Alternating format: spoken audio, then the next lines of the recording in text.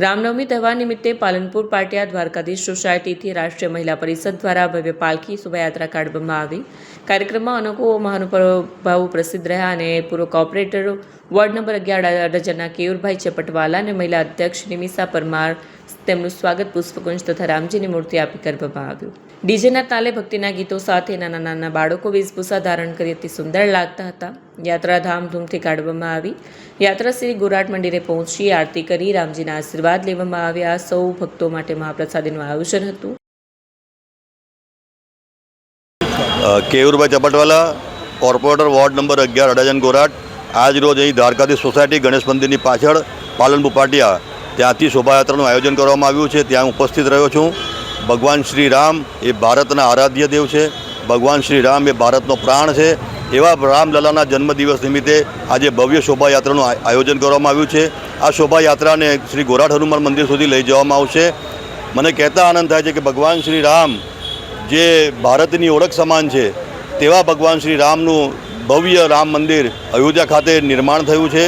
એ આપણી સાંસ્કૃતિક ચિત્રાનું કેન્દ્ર છે। એ આપણી સાંસ્કૃતિક ધરોહરનું કેન્દ્ર છે। એવા અયોધ્યા રામ મંદિર ખાતે રામલલાનો પણ આજે ભવ્ય રામનવમી નિમિત્તે ભવ્ય કાર્યક્રમ યોજવામાં આવ્યા છે।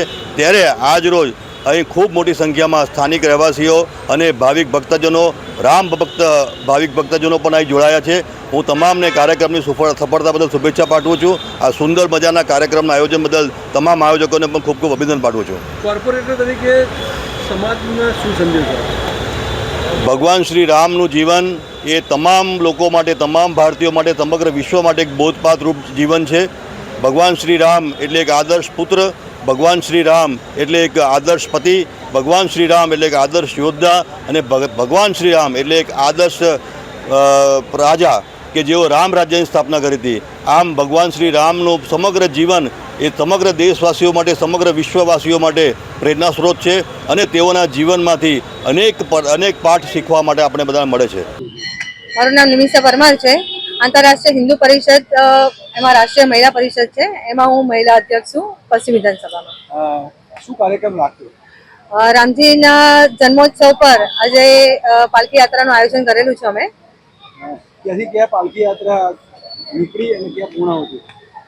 પાલનપુર પાટિયા દ્વારકાધીશ સોસાયટી ગણેશજીના મંદિર પાછળથી અમે પાલખી યાત્રાનું પ્રસ્થાન કરાવ્યું અને ગોરાટમાં હનુમાનજીના મંદિરે પ્રારંભ થયો।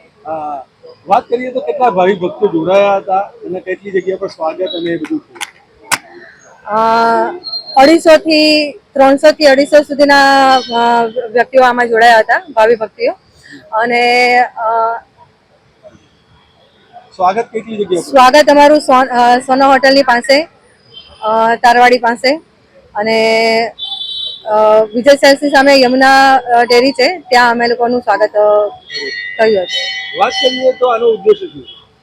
એનો ઉદ્દેશ એટલો જ છે કે આપણી જે ધાર્મિક સંસ્કૃતિ છે અને એને જાળવી રાખવા માટે અમે લોકોએ આયોજન કર્યું હતું। કોણ કોણ ઉપસ્થિત રહ્યું હતું મહાનુભાવ? આમાં કેયુરભાઈ ચપટવાળા, તીર્થેશભાઈ, હંસમુનિ, ભાગ્યેશ મહારાજ। કેટલા વર્ષથી કામ કર્યું? 2 વર્ષથી અમે લોકો આયોજન કરીએ છીએ।